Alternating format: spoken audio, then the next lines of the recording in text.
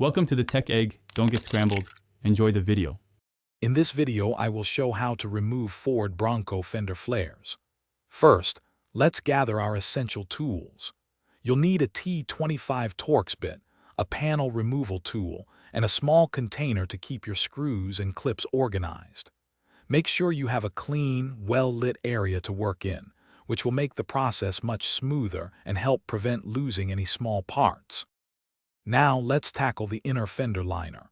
Using your T25 Torx bit, carefully remove all the screws that secure the liner. There are typically several of these. Once all screws are out, gently pull the inner liner away from the fender. This will give you access to the clips holding the main flare. Remember to keep those screws safe.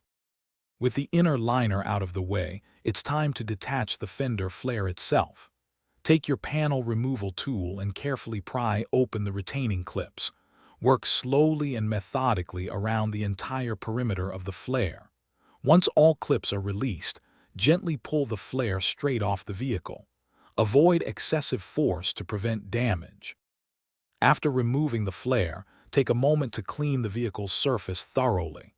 This is a great time to inspect for any remaining clip pieces or debris that might be stuck.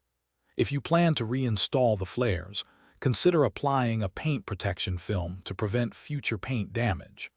Reinstallation is simply the reverse of these steps, ensuring all clips align properly. Thanks for watching. Consider subscribing if I helped unscramble your problems.